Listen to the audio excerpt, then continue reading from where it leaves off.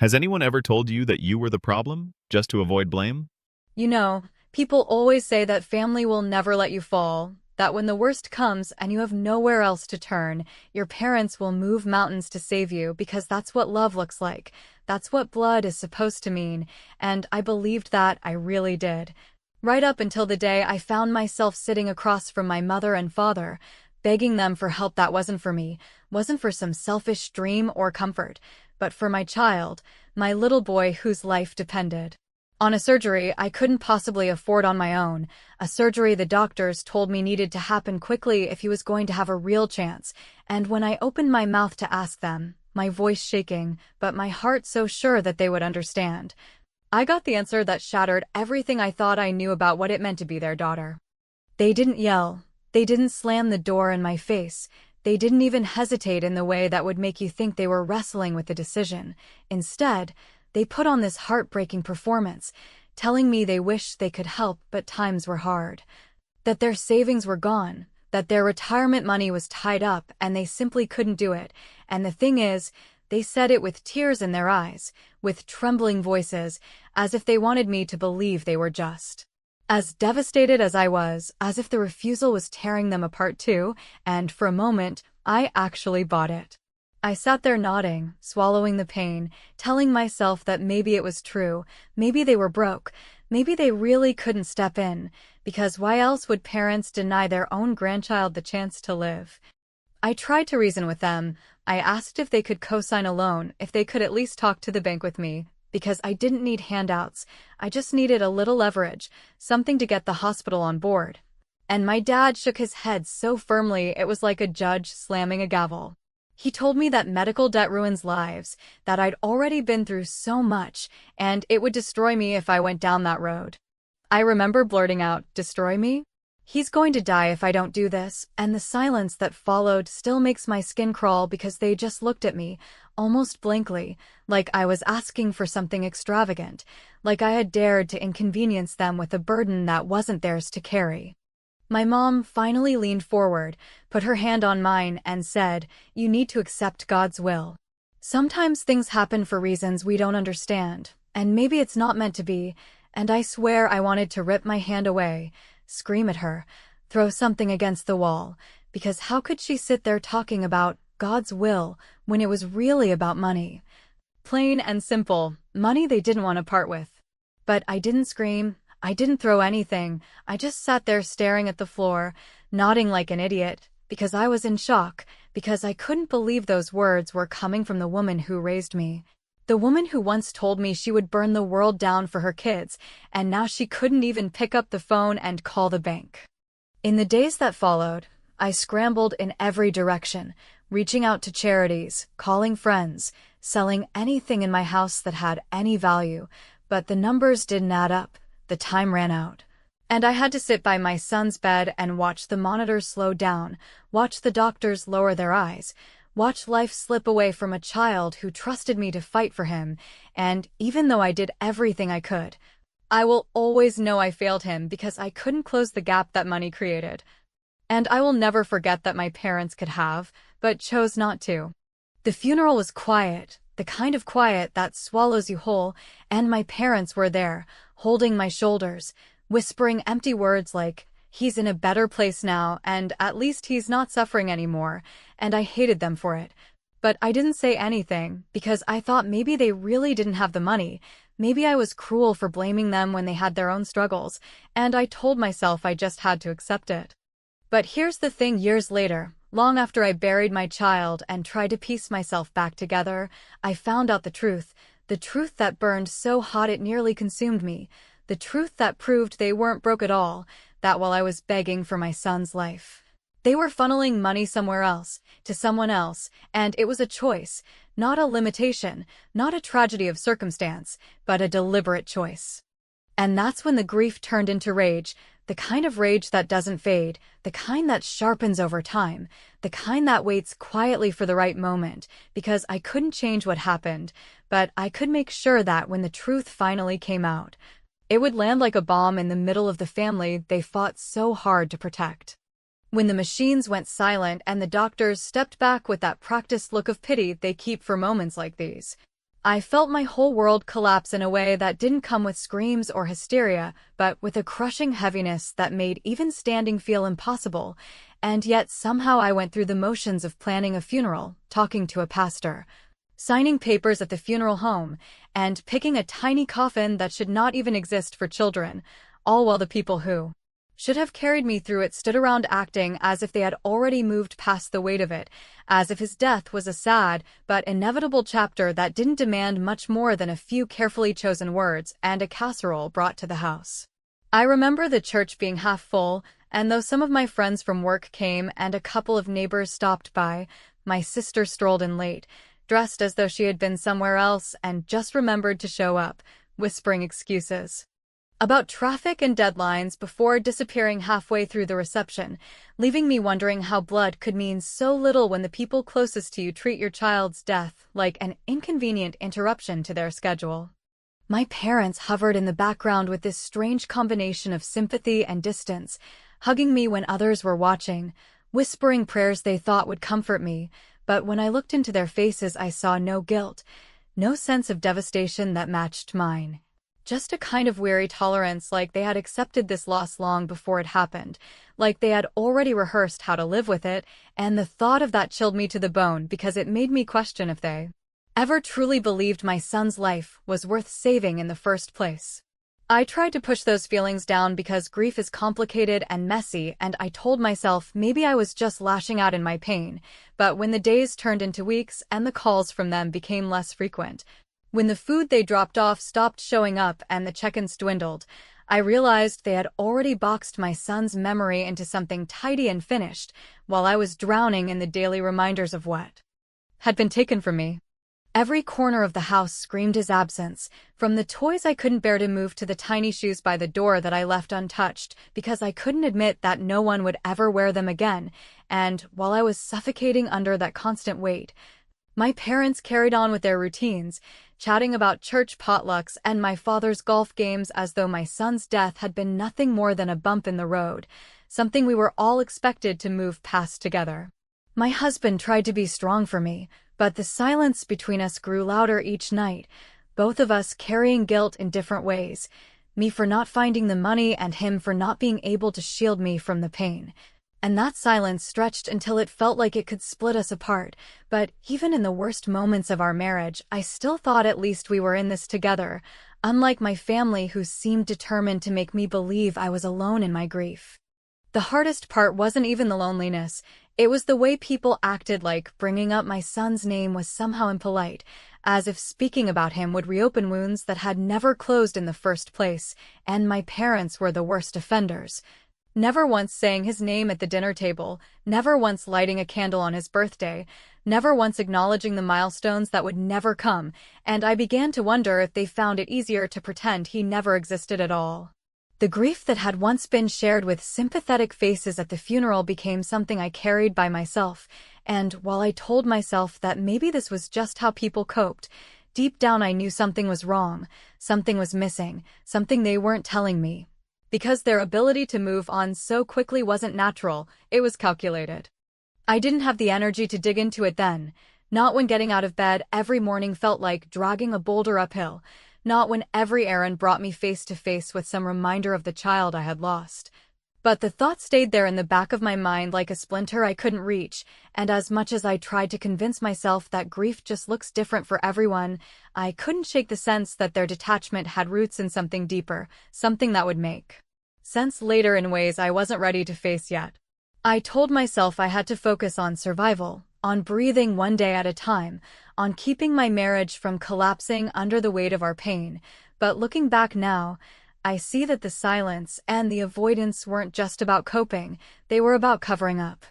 About hiding something they didn't want me to know, something that explained why their grief never seemed to touch the same depths as mine.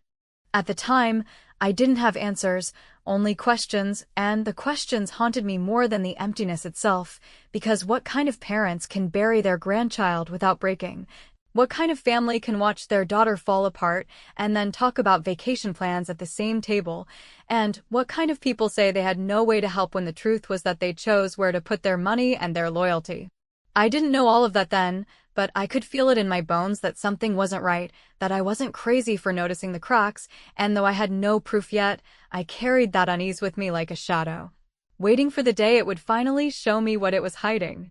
It was almost by accident that the truth began to surface, the kind of accident that makes you feel like the universe has finally decided to stop protecting the people who wronged you. Though at the time I didn't see it as a gift, I saw it as another wound. Another reminder that the world I thought I understood had been built on lies, because what I discovered proved beyond any doubt that my parents had never been powerless, never been as helpless as they pretended to be when they let me sit. They're begging for help, and that realization hit me harder than anything they had ever said. I was going through some old paperwork at my mother's house one afternoon, not snooping, not looking for anything incriminating, just flipping through a stack of bills and letters she had left on the counter while making tea, when I noticed a receipt tucked in between envelopes that had nothing to do with utilities or groceries, but instead showed a rental payment for an apartment in a part of town I had no connection to, an apartment leased under my father's name. At first I assumed it must be a mistake, maybe something related to one of his old business acquaintances, but the dates lined up too neatly, the amounts were consistent, and the address was not some office building but a residential complex, the kind that was nice enough to be comfortable but discreet enough not to draw attention. Curiosity gnawed at me, so I wrote down the address, and later that week I drove by with the excuse of being in the area, my stomach tightening as I pulled into the lot and saw a car I recognized immediately. A car my sister had been driving for years, even though she always complained about being broke and insisted she could barely keep herself afloat. I sat in my own car watching from a distance, and when she came out with bags of groceries in her arms and a man trailing behind her with keys in his hand, laughing like this was their home, I felt a cold clarity wash over me. Because in that moment, every unanswered question about my parents' strange behavior, their ability to grieve without really grieving, their refusal to help me save my son, came into sharp focus. They hadn't been broke. They hadn't been cornered by circumstance. They had simply chosen to funnel their money into maintaining my sister's hidden household, covering for her while she played house in secret, keeping up appearances for her so that no one in the family would see how much they enabled her double life. I couldn't stop myself from digging deeper, because I needed to know the full extent of it. I needed more than suspicions, and it didn't take long to confirm everything. Bank statements left out during family gatherings showed monthly transfers that matched the rental amounts. My sister's phone accidentally lighting up during dinner revealed a message reminder about the car insurance that my father had been paying. And eventually I pieced together a trail so obvious that it felt like they hadn't even bothered to hide it carefully because they never imagined I would look, never imagined I would dare to ask questions. With each new discovery, the rage in me grew. Not the chaotic kind that makes you scream into a pillow, but the slow-burning kind that sharpens into purpose, the kind that turns grief into a weapon, because now I had proof that my parents hadn't simply failed me. They had betrayed me deliberately, sacrificing my son's life so they could keep up the illusion that my sister was stable and taken care of, when in truth she was coddled and spoiled at the expense of the one person who actually needed them. What hurt most wasn't even the money itself, though that alone would have been enough to destroy me. It was the realization that they had weighed my child's life against my sister's comfort and decided her comfort was worth more. That they had watched me break under the weight of funeral costs and empty hospital bills while secretly covering her rent and car payments. That they had allowed me to live with the guilt of feeling like I failed my son when in reality they were the ones who could have stepped in and refused to. Every phone call where they claimed they had nothing to give, every prayer they offered about God's will, every moment they comforted me with empty words at the graveside, all of it was a performance. A mask to cover the truth that they had chosen my sister's secret life over my son's survival, and there are no words strong enough to describe the kind of betrayal that sits in your chest when you realize your parents loved appearances more than they loved your child. I started replaying every memory with new eyes, the way my mother's voice always softened when she talked about my sister, the way my father would brush off her mistakes as just a phase, and it became clear that their favoritism had always been there. Only now it had escalated into something unforgivable. It wasn't just about spoiling her or excusing her behavior. It was about letting my son die to maintain her comfort. And once you understand something like that, there's no going back, no reconciliation, no way to ever see them as the same people again. I remember sitting alone at my kitchen table with the documents spread out in front of me, my hands shaking not from sadness, but from the kind of rage that feels almost calm, the kind that whispers to you that you can't let this slide. That justice will only come when everyone knows the truth, when the lies are ripped apart and shoved back into the faces of the people who thought they could bury them forever. That night I couldn't sleep, not because of grief this time, but because of the clarity that came with knowing what needed to be done, because even though nothing could bring back my son, nothing could erase the years of agony I carried alone. I understood that I held the kind of truth that could dismantle everything they had built, the kind of truth that could tear apart their carefully maintained family image, and I knew deep in my bones that one day I would use it, not in a petty outburst or some heated argument, but in a moment so public, so undeniable, that there would be no recovery for them, only the wreckage of their own choices laid bare for everyone to see. There is a point where grief stops being a storm that knocks you off your feet and becomes a quiet engine that pushes you forward in a straight line. And when I realized what my parents had been doing while I was begging strangers for help, I felt that engine start, low and steady, because I understood that I could not change the past or give my son back his future, but I could take control of the story they told about themselves by putting the truth in a place where it could not be ignored. And the cleanest place for that was a family dinner where everyone would show up thinking it was just another night of polite conversation, where they would sit down with their good manners and their rehearsed lines and find something else waiting on their plates. I began by building a timeline that did not rely on anger or memory, but on the kind of facts people pretend not to see, pulling photographs of receipts I had taken without meaning to keep them, collecting the rent confirmations that appeared in my mother's email notifications when she asked me to help her print coupons and forgot that her phone mirrored to the laptop, saving the message threads where my sister asked for insurance funds with that breezy tone she used when she believed the world would always rearrange itself to cushion her landing, and I matched those dates to the days when I sat in hospital hallways listening to doctors explain options that came with price tags I could not reach, stripping away every excuse before it could leave their mouths by making sure there was a piece of paper that contradicted it. I made 2 full sets and then I made a third because people like to misplace uncomfortable truths. I wrote names on the envelopes in a careful hand so there would be no confusion, and I added one final page at the back of each packet that showed, in plain language, what their choices had cost and whose name was carved on a stone because of it.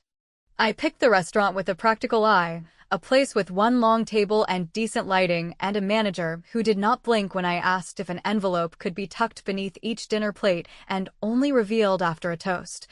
And I paid in advance because I wanted no argument about checks or tips to become a smokescreen, telling the manager that all anyone needed to do was sit down and eat and then listen for 3 minutes while I said my piece, and after that the staff could bring dessert, along with the truth. I invited everyone with a story that would draw them in without suspicion, telling my parents I wanted to celebrate my mother's health scare finally being behind her, and telling my sister I had a small surprise that would make her very happy.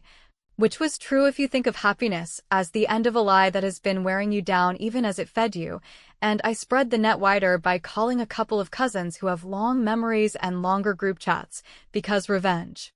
that lives only in one room is a whisper, and I wanted something that echoed. I prepared for denial the way you prepare for bad weather, by laying things out the night before so you are not scrambling when the sky turns. And that meant printing the short transcript of the voicemail where my father told me he could not help because every penny was already spoken for,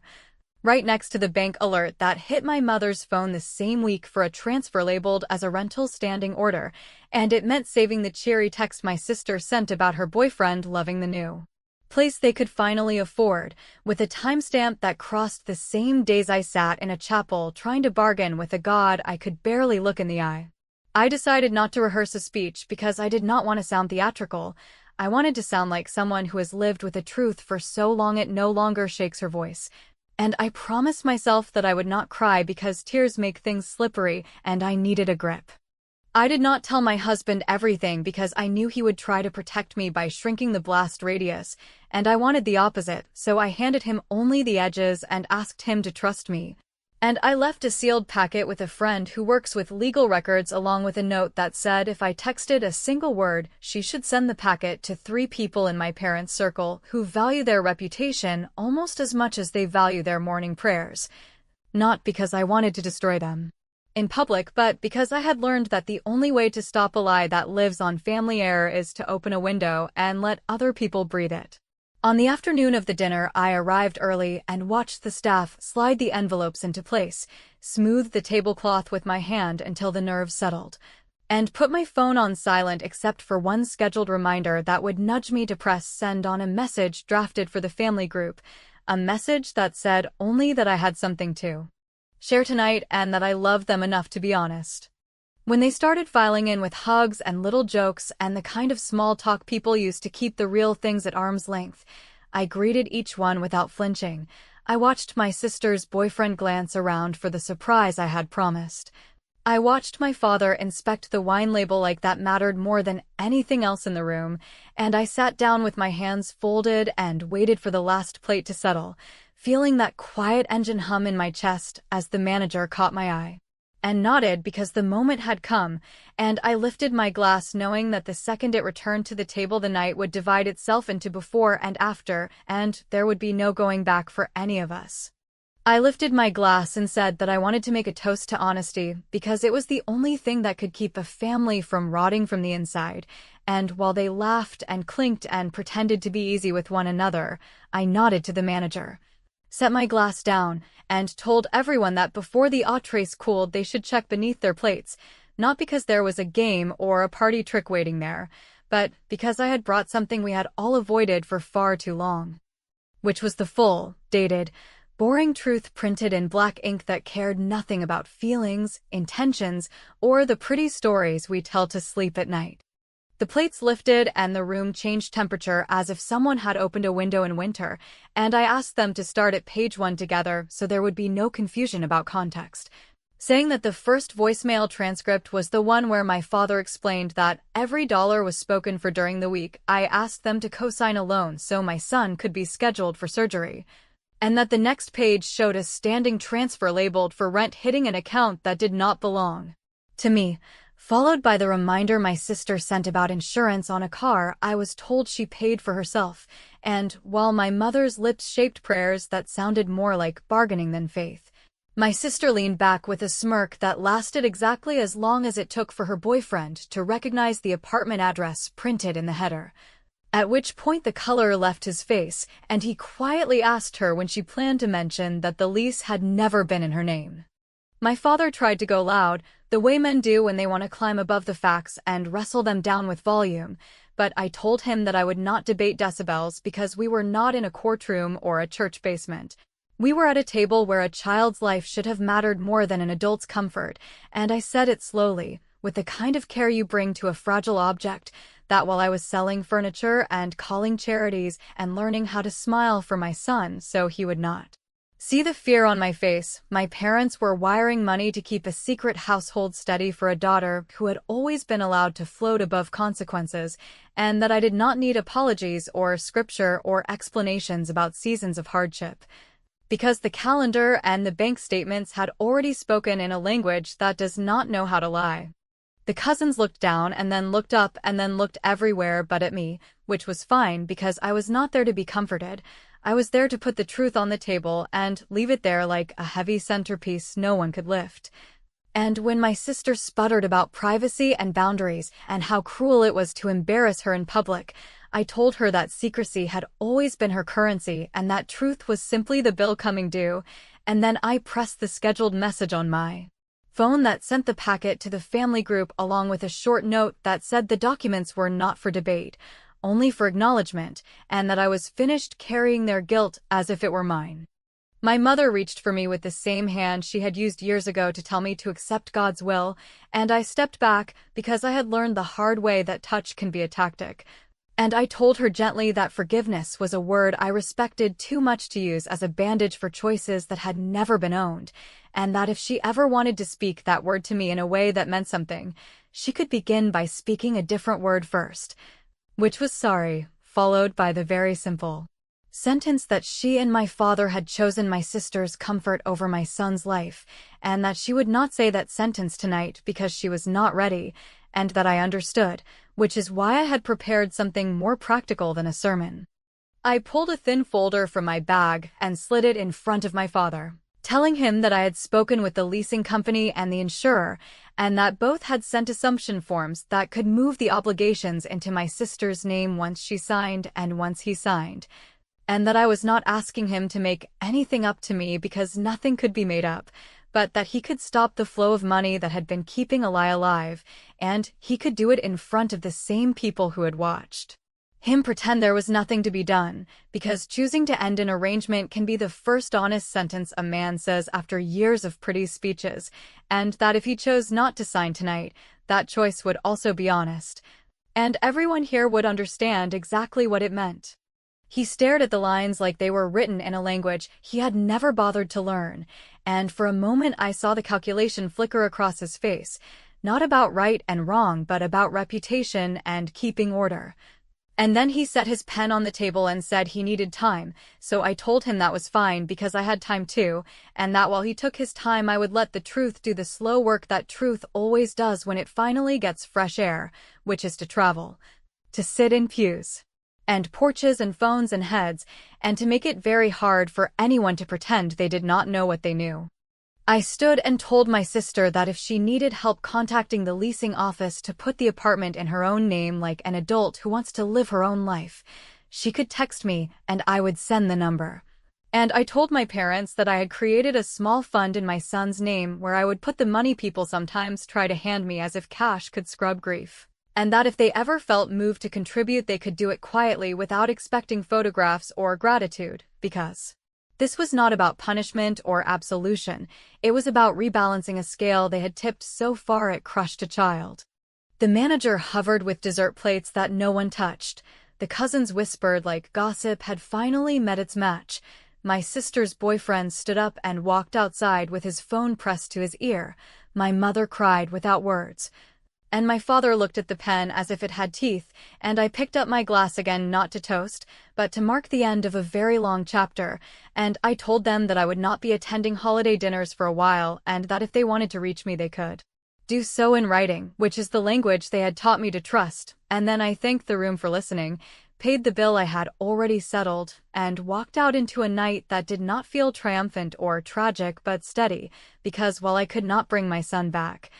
I had finally put the right name on what had been done, and I had turned the will back toward myself.